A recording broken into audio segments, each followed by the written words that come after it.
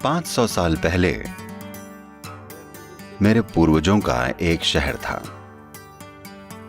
वो वहां के राजा हुआ करते थे। यह शहर 500 साल पहले धरती का सबसे अमीर शहर था। आप इसे चेक कीजिएगा, इसे हम्पी कहते हैं। और अचानक एक दिन कृष्णदेवराय बीमार पड़ गए। ये राजा का नाम था। वो बीमार पड़ गए और डॉक्टर आए और उनकी कई तरीकों से जांच की, लेकिन वो ये पता नहीं लगा पाए कि उनके साथ क्या गड़बड़ है। मगर उनकी हालत बिगड़ती जा रही थी, जैसे वो मौत के दरवाजे पर खड़े हों।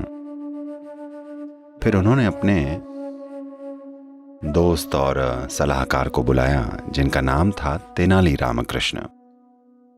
तेनाली आए और वो कोई डॉक्टर नहीं थे। उन्हें नहीं पता था कि क्या किया जाए। तो राजा ने उनकी मदद मांगी, लेकिन उन्हें नहीं पता था कि क्या करना है। वो डॉक्टर नहीं थे। तो उलझन में वो शहर में पैदल निकल पड़े और वो बाजार में घूम रहे थे। तभी उन्होंने एक आदमी को देखा जिसका चेहरा बहुत उदास था। वो बहुत दुख में था और गुस्से से भरा हुआ था। तेनाली उनके पास गए। अरे क्या हो गया, आप ऐसे क्यों बैठे हैं? वो बोला, मैं चंदन की लकड़ी का काम करता हूं, क्योंकि कहीं एक बहुत बड़ा भंडार उपलब्ध था, तो मैंने एक बहुत बड़ा उधार ले लिया और वो सारी चंदन की लकड़ी खरीद ली। अब अगर मैंने इसे जल्दी से बेचा नहीं तो मैं बचूंगा नहीं। जिन लोगों ने मुझे उधार दिया है वो मुझे जिंदा नहीं छोड़ेंगे। केवल एक ही तरीका है जिससे मैं इस चंदन की लकड़ी को बेच सकता हूं कि राजा की मौत हो जाए।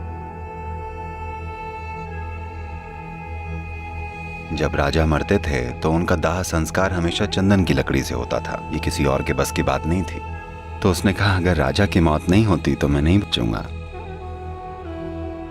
तेनाली ने उसे देखा, उसके दुख और गुस्से की तीव्रता को देखा और बोले, आप थोड़ी देर रुकेगा। वो घर गए, पैसे लाए और उन्होंने सारी चंदन की लकड़ी खरीद ली। वो आदमी बड़ा खुश हो गया और राजा ठीक हो गए।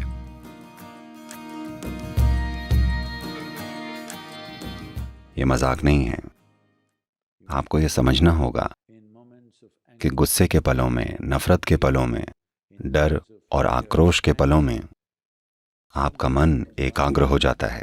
एकाग्र मन एक ऐसी चीज है जिसे कोई नहीं रोक सकता। फिलहाल सब लोग इस मोड में हैं कि वो किसी भी एक चीज पर एकाग्र नहीं हो पाते। इसी वजह से इतना सारा कंफ्यूजन है। अगर आपके पास एक एकाग्र मन है तो उसे कोई चीज नहीं रोक सकती। ये गौतम की अभिव्यक्तियों में से एक महत्वपूर्ण पहलू था जिसे वो लोगों के जीवन में लेकर आए। आप अपने जीवन पर काबू पा सकते हैं अगर आप अपने मन पर काबू पा लें। मैं आपसे भी पूछ रहा हूं, अगर आप अपनी मानसिक प्रक्रिया पर काबू पा लें तो आपका आनंदित रहना क्या ये मुश्किल होगा?